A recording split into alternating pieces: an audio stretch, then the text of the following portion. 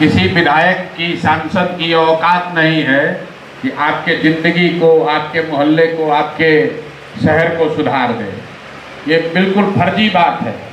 कोई अगर आके कह रहा है कि हमको जिताइए, हम आएंगे बांकीपुर को पेरिस बना देंगे, तो आपको निरा झूठ बोल रहा है और आप वही झूठ सुनने के आदी हो गए।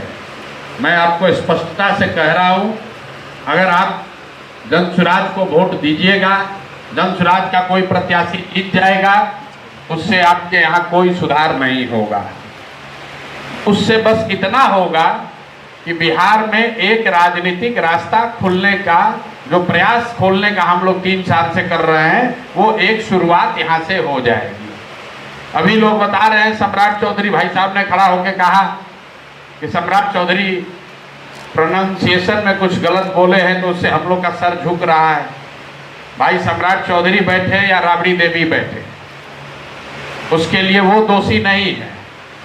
ये बिहार की सबसे प्रबुद्ध और समृद्ध मतदाताओं का विधानसभा है बांकीपुर, और आपके हमारे जैसे लोगों के लिए ग्रीस के एक बहुत बड़े दार्शनिक थे प्लेटो, उन्होंने एक बहुत अच्छी बात आज से सैकड़ों साल पहले बताई, if you do not participate in democracy, be ready to be ruled by your inferiors. अगर आप राजनीति में भागीदार नहीं बनिएगा तो इस बात के लिए तैयार रहिए कि कोई मूर्ख आदमी राजा बनकर आप पर शासन करेगा। उसके लिए वो व्यक्ति दोषी नहीं है, और बांकीपुर की जनता तो कोई बात कह ही नहीं सकती है। आप अच्छा खराब क्या चुनिएगा, आप तो वोटे देने नहीं जाते। बांकीपुर की जनता तो वोटे देती है 39%। हमको नहीं लगता है कि आज के ज़माने में पूरे देश में इससे कम वोटिंग परसेंटेज कहीं भी देश में है। तो अगर आपकी नाली नहीं बन रही है, अगर आप सबसे खराब एरिया में रह रहे हैं, तो इसके लिए आप दोषी हैं, दूसरे को दोष मत दीजिए।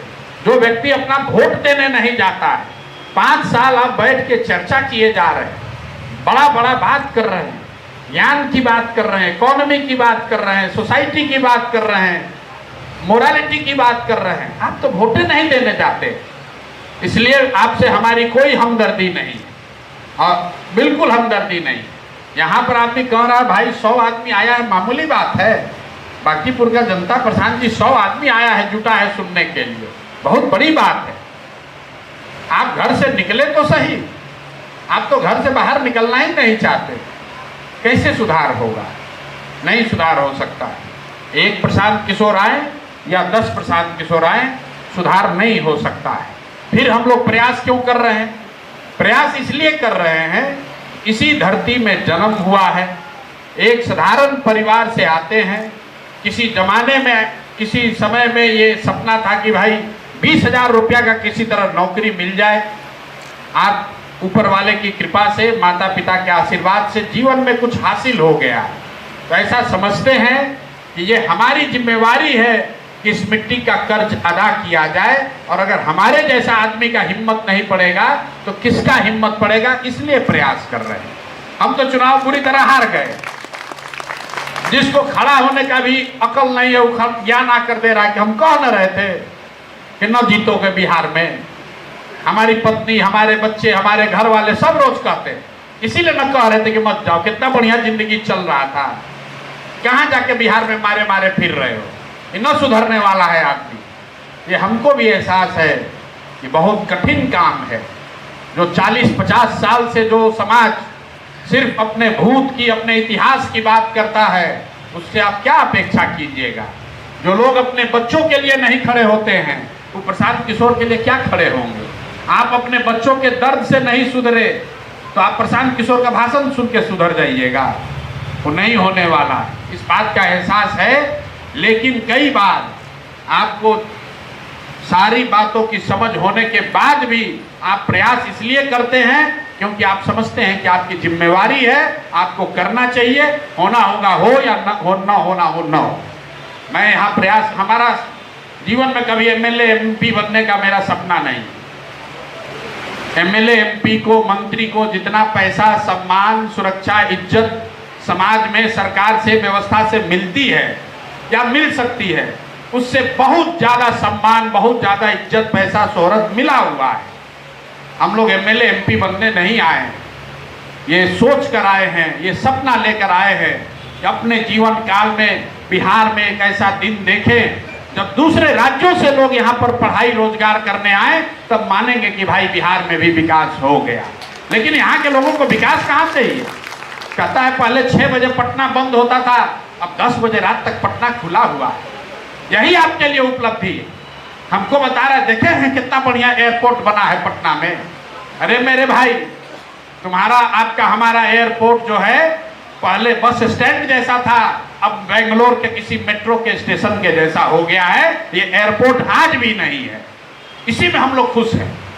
कह रहे इतना पटना में गाड़ी हो गया है, बिहार में लोग कह रहे इतना गाड़ी है। हम आपको एक आंकड़ा बता रहे हैं, पूरे देश में 100 में 8 लोगों के पास 4 चक्के वाला वाहन है। 100 में 8, देश का औसत है 100 लोग रहते हैं, 8 लोगों के पास गाड़ियां हैं। जो दक्षिण के विकसित राज्य हैं, कर्नाटक, तेलंगाना, आंध्रा, केरला, महाराष्ट्र, वहां पर ये औसत 22 से 27 हो गया। मतलब करीब करीब 25% लोगों के पास गाड़ियां हो गई। बिहार का औसत है 2%। 100 में 2 लोगों के पास गाड़ी है और किसी पटना के रोड पर आप चल नहीं सकते हैं। अंदाजा लगाइए, अगर यहाँ राष्ट्रीय औसत के बराबर भी गाड़ी हो जाए तो कोई अपने घर से बाहर निकल नहीं सकेगा। फिर भी लोग कह रहा है कि पटना में बहुत विकास हुआ। कैसे सुधार होगा भाई? आपकी आशा ही इतनी है, आपको इतना मिल गया कि भाई कोई गोली नहीं मार रहा। लोग कहता है, आप नहीं ना जानते हैं प्रशांत जी, पहले 6 बजे पटना बंद हो जाता था, गोली चलता था। अरे भाई, हम भी यहीं पढ़े हैं, हम भी साइंस कॉलेज में पढ़े हैं 91-93 में, हमने भी वो दौर देखा है। लेकिन 91-93 के दौर पर कितने दिन तक वोट लेते रहोगे? अगर लोगों ने पटना में कानून व्यवस्था सुधारा तो उसके बदले में आपको 20 वर्ष मुख्यमंत्री भी तो बनाया गया भाई। अब कितना दिन वही गाना गाते रहोगे कि 25 वर्ष पहले पटना कैसा था? अब समय है कि ये बताइए कि 25 वर्ष के बाद का बिहार और पटना कैसा होगा। लेकिन लोग यहाँ वो सुनने समझने के लिए तैयार नहीं है।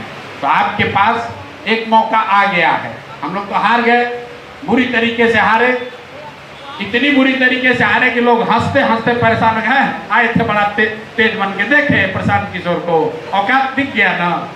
तो लेकिन लोग सोचा छोड़ के भाग जाएंगे, हम लोग कह रहे ना भाई टिके रहेंगे। लेकिन कुदरत भी कोई चीज़ है, नियति भी एक चीज़ है, उसने इंसाफ करने के लिए ही सही एक मौका हम लोगों को फिर से दे दिया है। हमको दिया है या बिहार की जनता को दे दिया है? अब आपके पास एक अवसर है। आपने पिछले चुनाव में ये कह के वोट नहीं दिया कि वोट तो देना चाहते हैं, आप जो बोल रहे हैं वो ठीक बात है, लेकिन हमको बहुत डर है कि कहीं आपको वोट दिए तो लालू का जंगल राज आ जाएगा। तो मेरे भाई, अब भगवान ने आपको एक ऐसा अवसर दिया है कि ये डर आपका खत्म है। सरकार आपने जिसकी बनाई है, एफिडेविट की बनाई या एफिडेविट की बनाई, वो सरकार बनी रहेगी, उस पर कोई खतरा नहीं है। अब तो सही वोट देकर दिखाइए, अब सही वोट देकर दिखाइए। आप भाजपा के वोटर हैं, हमको मालूम है। यहाँ बैठा हुआ 80% आदमी या तो वोट दिया नहीं है या भाजपा को वोट दिया है। कि ये कह के वोट दिया कि हमारे पास विकल्प नहीं है। उसको विकल्प जनसुराज में दिखा तो बोला ना, आपको देंगे तो कहीं गलती से राजद ना आ जाए। अब आपके पास अवसर आ गया है। 5 वर्ष के लिए आपकी सरकार यहाँ बनी हुई है। कम से कम एक बार तो अपने बुद्धि का, अपने चरित्र का परिचय दीजिए और सही आदमी का चुनाव कीजिए। एक बार आप सही आदमी का चुनाव करेंगे तो कम से कम पूरे बिहार में लोगों को ये लगेगा कि नहीं भाई, ये रास्ता भी बन सकता है। आपके पास ये अवसर है। ये अवसर हमने नहीं बनाया है, ये अवसर ऊपर वाले ने, नियति ने क्रिएट किया है। आपको अच्छा लगे तो उस अवसर को अपनाइए, उसको देखिए और जो आपको बेहतर लगे उसको चुनाव लड़ाइए। हमें कोई चुनाव नहीं लड़ने में शौक है। आप लोग बताइए, बांकीपुर से जो भी सबसे मानिंग लोग हैं, सबसे अच्छे लोग हैं, समाज सेवी हैं, समाज के लिए जीने मरने वाले लोग हैं, उसी के पीछे लगकर हम लोग सब लोग जिताएं। लेकिन कम से कम एक बार ये मैसेज तो जाए कि भाई बिहार में भी लोग जाति, धर्म, 5 किलो अनाज और मुर्गा भात से ऊपर उठकर वोट कर सकते हैं।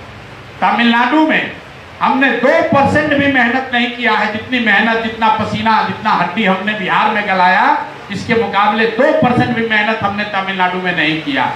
वहां सरकार बदल गई। आप जरा अंदाजा लगाइए, पूरे बिहार से 20 लाख लड़के तमिलनाडु में मजदूरी कर रहे हैं।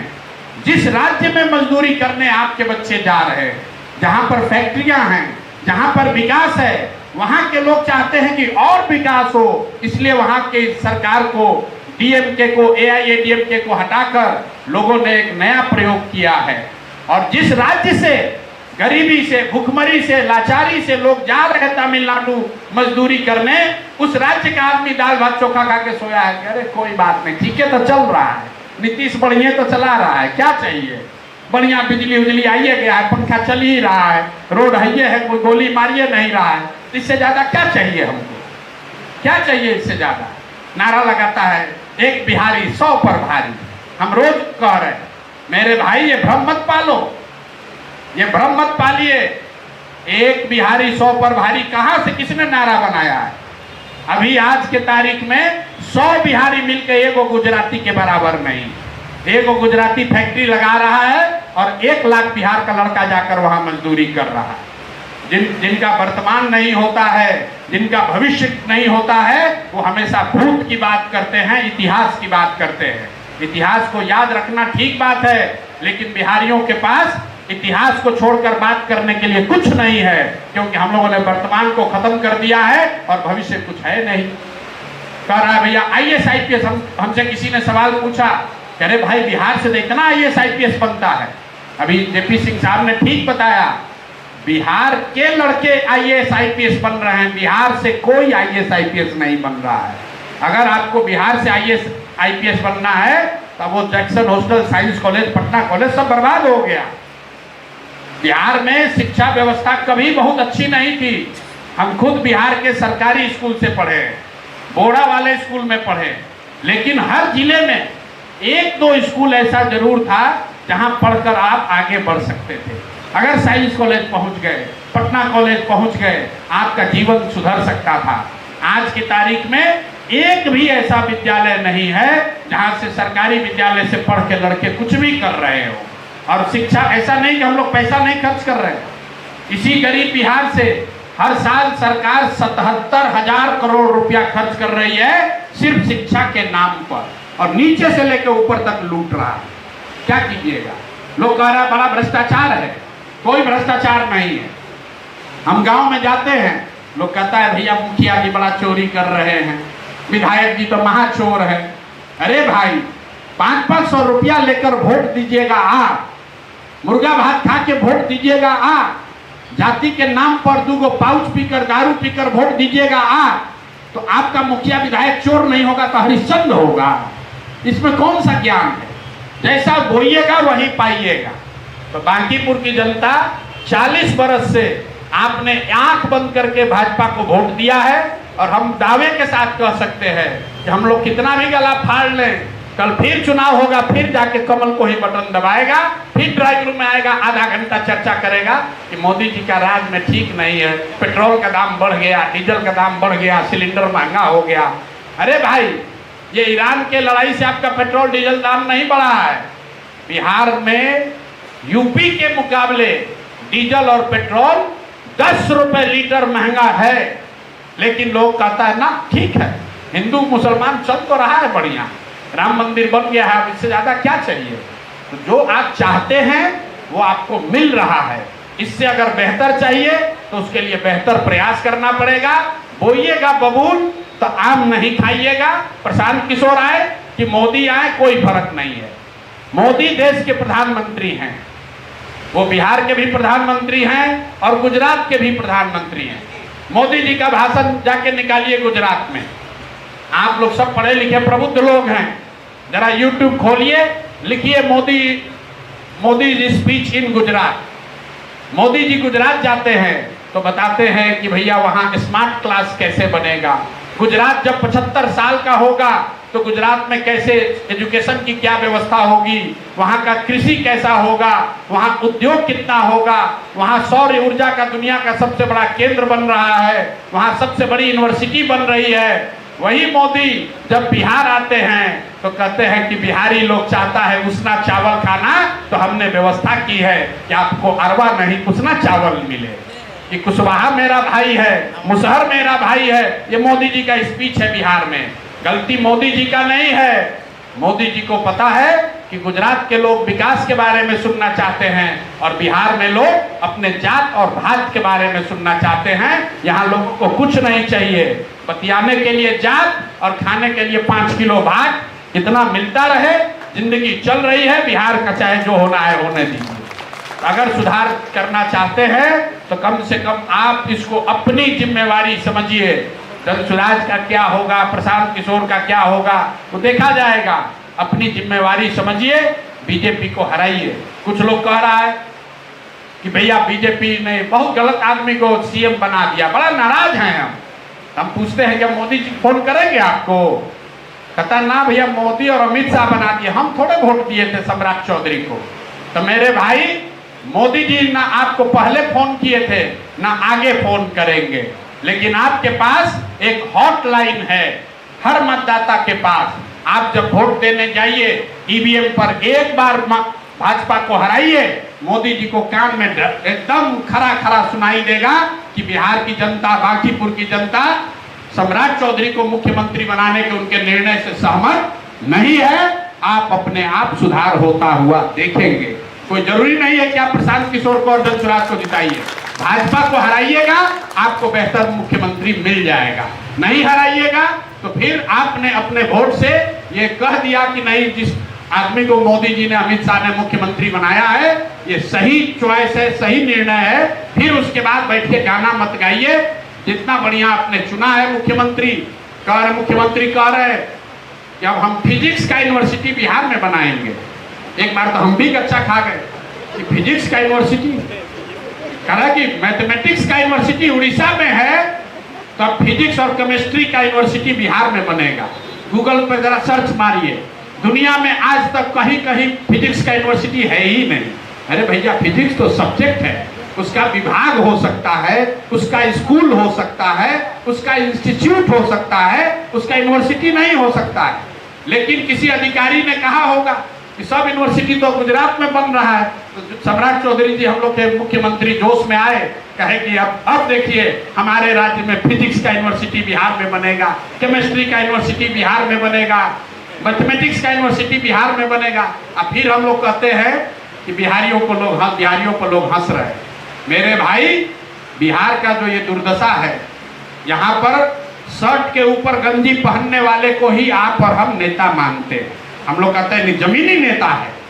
देखिए कितना बढ़िया बोलता है। जिसको भाषा का ज्ञान ना हो, जिसको विषय का, व्याकरण का समझ ना हो, उसको हम लोग कहते हैं जमीनी नेता है। कोई पढ़ा लिखा प्रबुद्ध आदमी खड़ा हो जाए, घर में बैठ के, दुकान में बैठ के, ऑफिस में आप हंसते हैं ना, बिहार में नहीं चलेंगे। बिहार में चलेंगे। बिहार में तो हम लोग को मजबूत आदमी चाहिए। तो जब मजबूत आदमी आएगा तो आपसे मजबूती से मजदूरी कराएगा। तब फिर काहे कंप्लेन कर रहे हैं? अगर सुधरना है मेरे भाई, तो सुधार की शुरुआत आपको अपने से करनी पड़ेगी। जब तक आप नहीं सुधरेंगे, जब तक वोट सीट ठीक से नहीं देंगे, तब तक सुधार नहीं हो सकता है। बाकी नेता लोग आएगा, हमारे साथ जो लोग आए हैं वो प्रशांत किशोर को भगवान बता रहे हैं। कोई भाजपा का आएगा तो मोदी जी को भगवान बताएगा। राजद वाला भी अपने को भगवाने बताता है। कोई अपने नेता का शिकायत नहीं करता है। कोई नेता खड़ा होकर नहीं कहेगा कि हम काम नहीं करेंगे। हम आपको कह रहे हैं कि हम कोई काम नहीं करेंगे। हमारे जीतने से नाली गली सब नहीं बनने वाला है, लेकिन ये जरूर हो जाएगा कि अगर यहाँ धनसुराज जीत जाए, भाजपा हार जाए, तो पूरे बिहार में एक मैसेज जाएगा कि जब बांकीपुर जैसा जगह भाजपा हार गई, इसका मतलब है कि हर विधायक हार सकता है। आपके एक वोट से बांकीपुर में काम हो या न हो, झंझारपुर, मधुबनी में काम होगा, बगहा में काम होगा, पूर्णिया में काम होगा, जहां आपसे हमसे ज्यादा कष्ट में लोग जी रहे हैं। तो इतना कीजिए, अपने और अपने फेलो बिहारी लोगों के लिए एक बार सही मतदान कीजिए। अगर आप करेंगे तो आपको उसका फल दिखेगा, और नहीं कीजिएगा तो जैसे चल रहा है वैसे चलने दीजिए। हम लोग जय बिहार का नारा लगा रहे हैं, तो कभी कभी आप भी लगा दीजिए। हाथ उठाकर बोलिए जय बिहार। इतना मोदी मोदी बोलना हो तो पूरा जोर से बोलिएगा, हैं? पूरा ताकत से बोलिए जय बिहार, जय जय बिहार, जय बिहार, जय जय बिहार। ये नारा क्यों लगवाते हैं? दुनिया में हम जहाँ गए बिहारी कह के लोग अपमानित करता है। हम लोग तो बड़े जगह पर हैं, बड़े पद पर हैं, लोग की समझ से पैसे वाले हैं, तो हम लोग को तो कोई गाली सीधे नहीं देता है, लेकिन कहता है भैया बिहार में आपके यहाँ ऐसा काहे है? बिहारी शब्द गाली बन गया। ये गाली किसने बनाया? ये आपके हमारे पूर्वजों ने नहीं बनाया, ये किसी नेता और किसी दल ने नहीं बनाया, ये आपके हमारे इस पीढ़ी ने गलत वोट देकर बनाया है। इसीलिए मैं कहता हूं किसी दल को, नेता को अपना जिंदाबाद कराने का अधिकार नहीं है। जब तक बिहार का खोया हुआ गौरव वापस ना मिल जाए तब तक सिर्फ एक ही नारा लगना चाहिए, जय बिहार, जय जय बिहार। नेताओं का नारा लगाना बंद कीजिए, वरना आप और आपके बच्चे मजदूर ही बन के रह जाएंगे। आप और आपके बच्चों को गाली ही सुनना पड़ेगा। यहाँ लोग पैसे वाले लोग बैठे हैं, सोचता है मजदूरी उजदूरी से हम लोग को क्या लेना देना है। मेरे भाई, पलायन की जो पीड़ा है वो गरीब के लिए भी उतनी ही है जितनी आपके लिए है। फर्क बस इतना ही है कि गांव का गरीब आदमी मजदूरी करने जा रहा है और शहरों के मध्यम वर्गीय परिवार के बच्चे पढ़ाई और नौकरी के लिए जा रहे हैं। जा तो सब रहा है, कोई नहीं यहाँ टिकने वाला है। और गरीब आदमी के मुकाबले आपका हालत खराब है। गरीब का बच्चा तो फिर भी जब उम्र हो जाएगी मजदूरी करने की स्थिति में नहीं रहेगा तो वापस आएगा, लेकिन आपके बच्चे जो पढ़ लिख कर बेंगलोर, हैदराबाद, दिल्ली चले गए, आपके बुढ़ापा में भी वापस आने वाले नहीं हैं। आपके सामने हम खड़े हैं, हम नालायक नहीं है, अपने माँ बाप के नालायक बच्चा नहीं है, फिर भी हमारे घर में आज कोई दिया जलाने वाला भी नहीं है। तो इतना मेहनत करके जो घर और बनाए हैं, बाल बच्चा पढ़ के बाहर चला जाएगा, बहुत अगर सेवा करेगा तो बुढ़ापा में आपको ले जाएगा, 2-4-10 दिन बंगलोर में रखेगा, 2-4 महीना, लेकिन ये बचेगा नहीं। अगर जहाज डूबेगा तो उसमें बैठा हुआ हर आदमी डूबेगा। तो बिहार को बचाना है तो ये जिम्मेवारी लीजिए, बांकीपुर में भाजपा को हराइए, ताकि मोदी जी को, अमित शाह को ये डर हो, मुख्यमंत्री बदलाव हो, कोई अच्छा आदमी बिहार का नेता बने और हम लोग भी गर्व से कह सके कि नहीं भाई बिहार में सुधार का कोशिश हो रहा है। सुधार हो या ना हो, बाकी आपको अच्छा लगे तो ठीक है और ना लगे तो कोई बात नहीं है। की डिमांड है, आप खड़ा हुए, हम लोग आपको जितना देखना चाहते हैं, पहली बात। उसके बाद आप रिजाइन कर दीजिए, दूसरा कोई खड़ा होकर उसको भी किसी कहेंगे, लेकिन आप खड़ा हुए, हम लोग को आशा आपसे। सर ऐसा है, हमारी पत्नी से हमारा झगड़ा चल रहा है, अभी डिवोर्स नहीं हुआ है, अब खड़ा करा दीजिए तो डिवोर्स भी हो जाएगा, कुछ भी बाकी नहीं बचेगा। बकरीद में जब बलि दी जाती है तो उस बकरा को भी खूब खिला पिला के मजबूत किया जाता है। तो आप लोग भी हमको खूब चढ़ाइए। हम जब यहाँ आ जाएंगे लड़ने तो कहेंगे क्या करे भैया, हमारे यहाँ तो मोदी जी का रोड शो हो गया तो सब मामले पलट गया। मंत्री जी आके बैठ गए सोसाइटी में तो क्या कह रहे, सब लोग पलट गया। हम आपकी बात सुन रहे हैं, लेकिन हमारे जीतने से नहीं होगा।